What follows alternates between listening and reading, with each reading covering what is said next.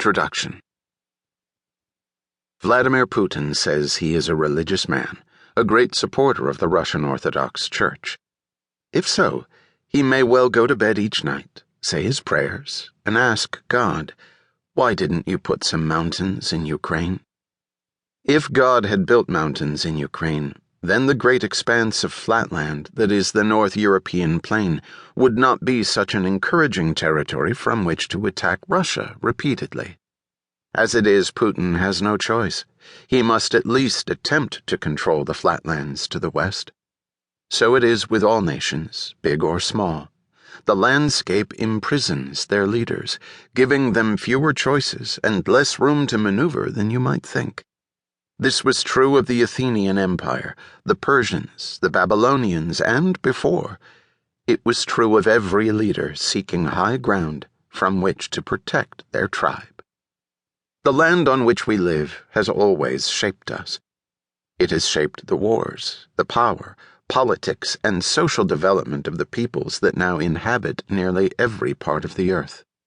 Technology may seem to overcome the distances between us in both mental and physical space, but it is easy to forget that the land where we live, work, and raise our children is hugely important, and that the choices of those who lead the 7 billion inhabitants of this planet will to some degree always be shaped by the rivers, mountains, deserts, lakes, and seas that constrain us all, as they always have.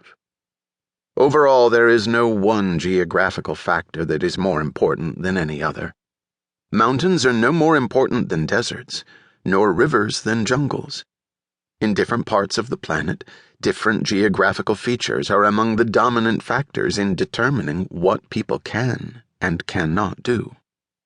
Broadly speaking, geopolitics looks at the ways in which international affairs can be understood through geographical factors.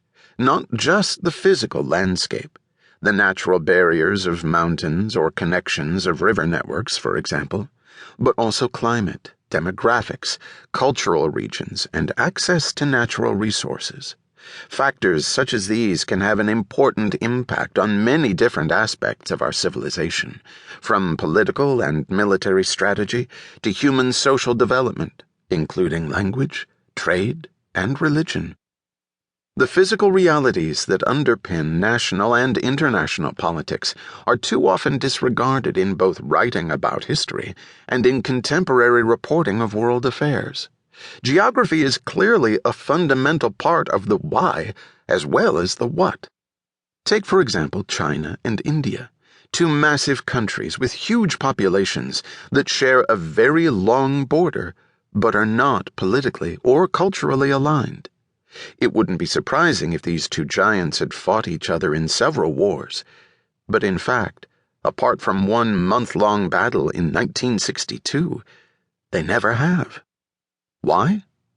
Because between them is the highest mountain range in the world, and it is practically impossible to advance large military columns through or over the Himalayas. As technology becomes more sophisticated, of course, ways are emerging of overcoming this obstacle, but the physical barrier remains a deterrent, and so both countries focus their foreign policy on other regions, while keeping a wary eye on each other. Individual leaders, ideas, technology, and other factors all play a role in shaping events, but they are temporary. Each new generation will still face the physical obstructions created by the Hindu Kush and the Himalayas, the challenges created by the rainy season, and the disadvantages of limited access to natural minerals or food sources. I first became interested in this subject when covering the wars in the Balkans in the 1990s. I watched close at hand as the leaders of various peoples, be they Serbian, Croat, or Bosniak, deliberately reminded their tribes of the ancient divisions, and yes, ancient suspicions in a region crowded with diversity. Once they had pulled the peoples apart, it didn't take much to then push them against each other.